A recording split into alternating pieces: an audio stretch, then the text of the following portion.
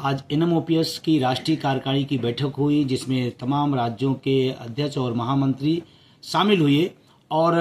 तमाम महत्वपूर्ण विषयों पर चर्चा हुई, संगठन की मजबूती पर चर्चा हुई और उसके बाद आगामी कार्यक्रमों पर चर्चा हुई। और जो संगठन ने फैसला लिया है, सबसे बड़ा फैसला है कि 26 सितंबर को पूरे देश के सभी जिला मुख्यालयों पर एनपीएस यूपीएस के खिलाफ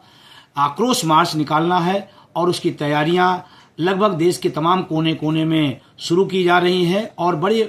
उम्दा तरीके से वो कार्यक्रम होगा। दूसरा जो एक तय किया गया कि 15 दिसंबर को एनएमओपीएस का एक राष्ट्रीय अधिवेशन किया जाएगा और ये अपने आप में बड़ा यूनिक प्रोग्राम होगा, क्योंकि देश के प्रत्येक राज्य से उसमें प्रतिनिधि शामिल होंगे और इससे जो एनएमओपीएस की ताकत है, एनएमओपीएस का जो संघर्ष है, अनूठी उपलब्धियां हैं, उस राष्ट्रीय अधिवेशन के माध्यम से पूरे देश के सामने, सरकार के सामने जाएगी। और आने वाले उसी राष्ट्रीय अधिवेशन में आने वाले साल में किस तरह से व्यापक आंदोलन, किस तरह से बृहद आंदोलन करके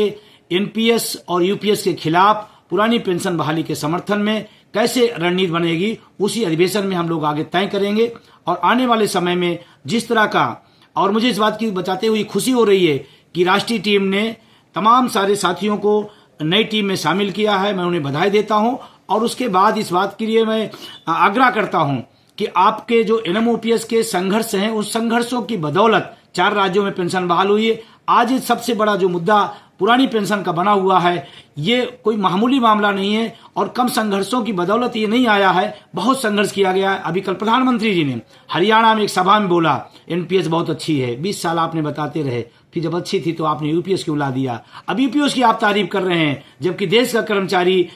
मांग रहा है कि हमें ओपीएस चाहिए। माननीय प्रधानमंत्री जी, आपके जो सूचना तंत्र, या तो सूचनाएं सही नहीं दे रही है या सूचना के बाद भी झूठ बोला जा रहा है। एक भी कर्मचारी संतुष्ट नहीं है एनपीएस यूपीएस से और उसका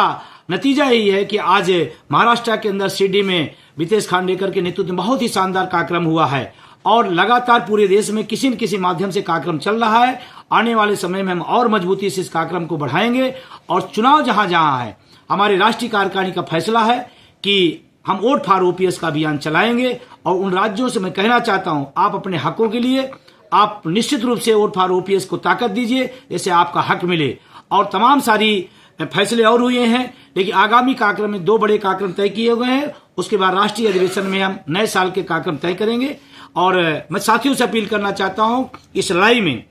पद, गुट, विभाग और पदों की सीमाओं से ऊपर उठ करके एनएमओपीएस के कार्यक्रम में सहयोग करें और ज्यादा लोग उसमें भागीदारी निभाएं, जिससे हम लड़ाई को जीत सकें।